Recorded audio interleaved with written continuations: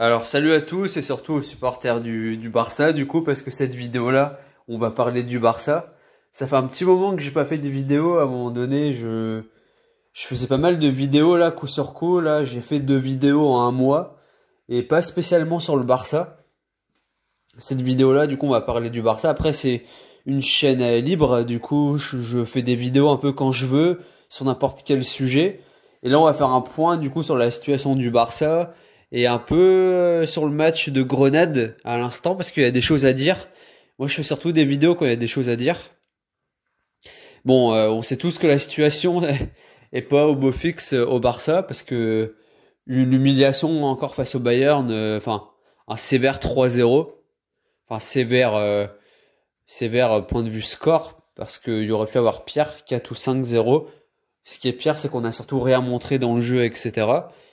Et, euh, et là, en fait, avec les retours qu'on a et les blessés, face à Grenade, j'ai trouvé quand même très intéressant la compo. Bon, après, Coman n'avait pas beaucoup de choix pour faire sa composition. Du coup, c'est pour ça qu'on a eu Baldé. Côté gauche, ça c'est une bonne nouvelle parce que c'est son premier match qui fait titulaire cette saison en l'absence de Jordi Alba. Dest à droite, du coup ça change pas. À l'Euro, Eric Garcia, ça va devenir la charnière, je pense, titulaire. C'est bien que Piqué soit sur le banc avec l'anglais. De Jong au milieu de terrain avec Sergio Roberto et Busquets. Bon, le milieu de terrain un peu, ouais, enfin il y a mieux quoi. Et devant Demir, le jeune Demir est titulaire avec Memphis Depay et le retour de Coutinho. Donc en parlant de ce match-là, moi j'ai trouvé déjà on prend un but vite. Du coup c'est dommage. Baldé qui normalement devait couvrir son côté n'était pas là et du coup il était en fait à la suite d'un centre, il était du côté de Dest. Personne couvrait au second poteau à part de Jong. Et du coup, Grenade a marqué. Bon, bah là, c'est Grenade, de toute manière, c'est leur jeu, jouer vite sur les côtés, souvent des centres. C'est pour ça qu'on avait perdu l'année dernière le match décisif en fin de championnat, qui nous avait fait perdre le titre. Et là, bon, après, point de vue style de jeu, pour moi, j'étais quand même déçu. Après, c'est surtout que j'ai bien aimé quelques individualités. Et c'est ça le problème avec Coman, c'est qu'on a l'impression que c'est des individualités. Quand tu vois les matchs cette saison, difficiles face à Retafe, face à Bilbao notamment, sans une individualité de Depay servie par De Jong, on gagne pas. Déjà qu'on n'a pas gagné contre Bilbao. Et là, dans ce cas-là, Coman sera attaqué, alors que pour l'instant, c'est Depay qui nous sauve clairement la saison, quoi. Donc du coup, j'en veux un peu à Coman par rapport à ça. Euh, on a vu déjà la banderole Coman, Forza Coman, donc ça c'est un point souligné. C'est sûrement une banderole lancée par les ultras du Barça. Et, euh, et du coup ça montre que en interne, même les supporters encouragent Coman. Non pas qu'ils aiment forcément Coman, mais qu'ils espèrent voir du jeu, je pense. Et qu'ils espèrent surtout que Coman réussisse. Moi je pense qu'on a droit tous à l'erreur. Après Coman je l'attaque parce que pour moi, il y a beaucoup mieux à faire, sincèrement, dans l'effectif, point de vue style de jeu et point de vue joueur, surtout. Parce que notamment, on croit que Coman n'est pas fautif sur certains départs, mais il est, clairement. Et donc voilà. En première mi-temps, Baldé s'est blessé malheureusement, alors qu'il a fait une très très belle première mi-temps. Offensivement, il était monstrueux. J'ai fait une vidéo d'ailleurs sur lui. Et malheureusement, il s'est blessé. Je pense pas que c'est grave. Il a dû sortir. Dommage parce que c'était sûrement le meilleur joueur de notre équipe. Et Dest est passé du côté gauche et Mingozé est passé côté droit. Dest, en fait, Dest, c'est un joueur vachement offensif. Mais défensivement, Dest, il a du mal parce que le premier but passe de son côté. Et à un moment donné, Grenade aurait dû marquer, enfin, aurait pu marquer un deuxième but parce que le joueur était passé du côté de Dest. Et Dest a très très mal défendu. Il a fallu avoir 2-0. Et je pense même à une autre action où, bon, bah là, c'est malheureux, mais Dest marche sur la balle ou enfin, en fait, il a du mal à défendre, à garder sa sérénité. Et ça, c'est un problème parce que quand tu vois Baldé, je le trouve à la fois bon offensivement et défensivement. Dest, je trouve qu'il est quand même moins bon que Baldé, sincèrement. Sur ce que Baldé, on voit que Baldé a un énorme potentiel, clairement. J'ai bien aimé aussi Aloro, il a fait une première mi-temps incroyable. Il a failli marquer d'ailleurs sur corner. Ce qu'il faut savoir sur Aloro, c'est que c'est un ancien attaquant.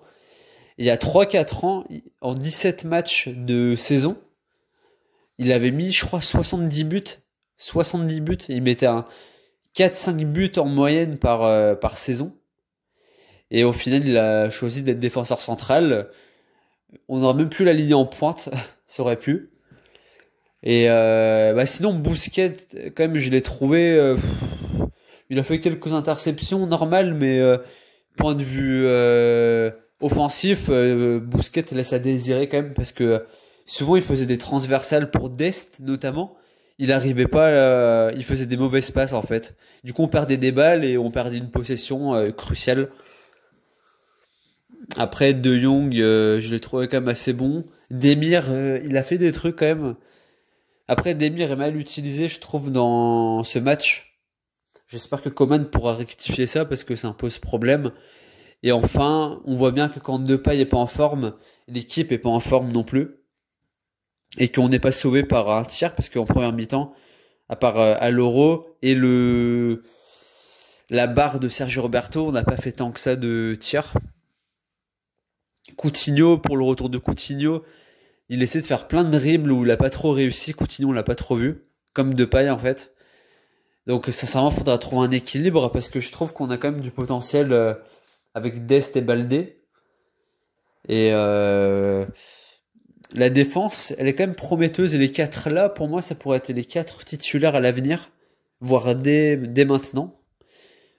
Et après, avec le retour d'Ansu Fati, Agüero aussi qui pourra apporter un certain volume en attaque. On pourra quand même voir du jeu, je pense. En tout cas, les retours vont faire du bien, ça c'est clair.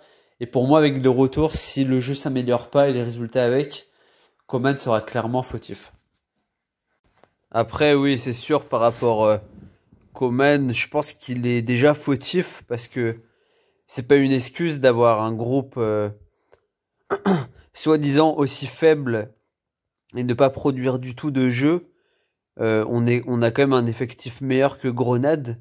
On a Coutinho, Depay, De Jong. Normalement, avec ça, tu bats facilement Grenade. Et c'est pas normal de pas arriver à faire des passes durant toute la partie. Et de faire 49 centres quand tu t'appelles le Barça, quand t'as un coach néerlandais qui prend le beau jeu normalement. Faire 49 centres contre une équipe qui est l'une des dernières de Liga, c'est un truc de fou, clairement. Je veux bien que Coutinho juste revienne, que il y a beaucoup de retours, que les joueurs ont pas l'habitude de jouer ensemble, etc. C'est à ce point, c'est étonnant.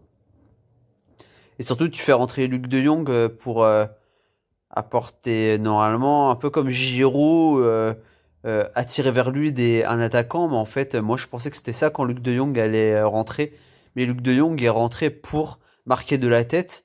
À l'Euro et Piqué ont joué devant fin de match, voire même à l'Euro tout la deuxième mi-temps.